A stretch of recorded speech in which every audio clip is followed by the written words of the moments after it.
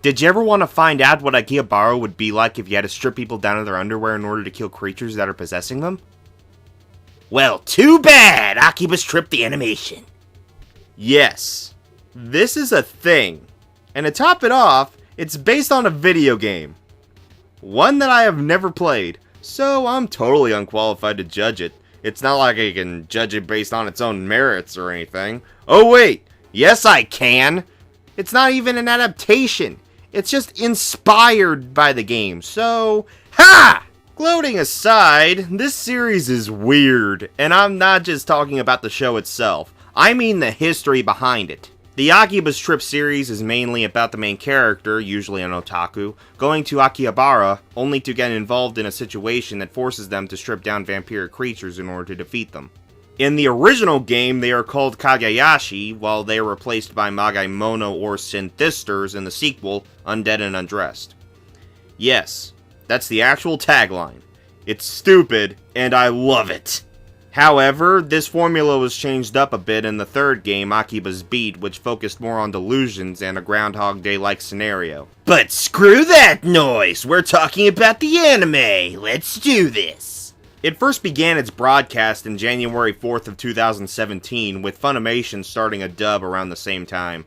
Gonzo, who have done a number of shows I'm familiar with, led the production. You'll also notice that Acquire, the company who published the games, also has their name stamped onto this. And there's even a Carl's Jr. endorsement! What? Moving on to credits, Hiroshi Ikehata directed it, with Satoshi Motoyama taking care of sound, and Kazuho Kyoto wrote the script.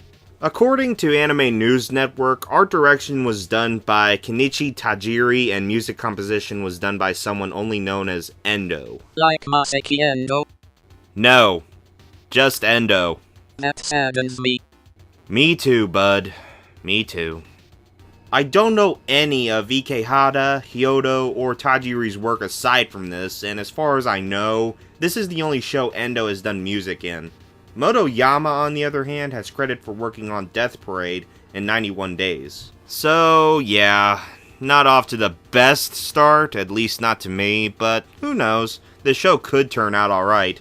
Let's get on with it, shall we? Like in the games, the story is set in Akihabara, and the hero, Tamotsu Denki-gai, has to fight off creatures known as Bugged Ones with the help of one of their own named Matome Mayonaka, a foreigner named Arisa Ahokainen, and his little sister and fellow otaku, Niwaka. Unlike most anime I've seen, this one is set in an episodic format aside from the first and last few episodes, giving us a more Monster of the Week approach. In this case, they would be bosses, cause video game. It usually starts off with Tamotsu getting interested in something at the start, such as computers, Street Fighter V, or even this one card game called Battle Creatures. I'm not kidding about Street Fighter V either. That's literally a plot point in the 5th episode. Akiba's Trip, I'm calling you out. You totally ripped off the greatest card game in the world. Chaotic. Shocking you now. No, wait! Yeah! I regret nothing.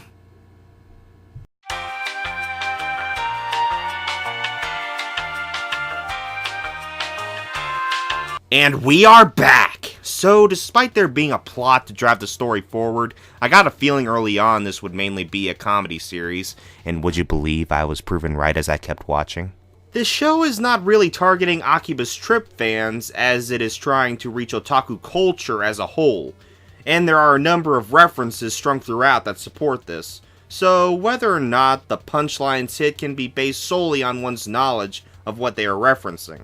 The biggest example would be episode 9, which is actually my favorite episode since it pokes fun at not only Yu-Gi-Oh! As a series, but also YouTubers who make videos about opening packs, as well as how one's imagination when playing the game will differ greatly from reality. They do keep certain bits of the comedy neutral aside from the obvious fan service, Arisa's cosplaying gag being an example of this. However, for the most part, each episode will focus on a specific hobby Tamotsu picks up while incorporating over-the-top action, which in of itself is part of the joke. As for the actual plot that plays out in the few episodes it continues in, it was actually not that bad. It kept with the comedic tone while still telling a somewhat coherent narrative, and the way it ends is probably the best I could expect of something like this. Plus, there are bits of interesting continuity, such as Tomotsu using what looks like a transceiver instead of an actual phone. The backstory seems really rushed though, as does the conclusion. It's almost like they were meandering around, which they were, but other than that, not too bad for an episodic show. I just wish what little story they had could have been written better, or at the very least have the pacing slowed down a bit. The cast is okay. Nobody really stands out unless it's on a comedic level, and they can be rather one-note most of the time. Tomotsu is a rather divisive protagonist to me. He's kind of a sleazeball and is a bit too obsessed with his interests, but he does show moments of being a decent human being, and comedic scenes involving him are a blast to watch. Oof-faced! Mayo is alright, honestly. She tends to play the straight man in most of the others' comedic antics, however, she has her own chances at the spotlight, such as her eating habits and the way she gets flustered when people mention her having an interest in Tomotsu. Miwaka is also okay, however I can't help but feel she knows a little too much for her age. Seriously, you can't be imagining shit like this and not know what you're thinking about. Come on! Arisa's the best character, hands down. Not only is she cute and hilarious, but she can beat the shit out of you without even trying. Also, this frame. Enough said. The supporting cast is again okay.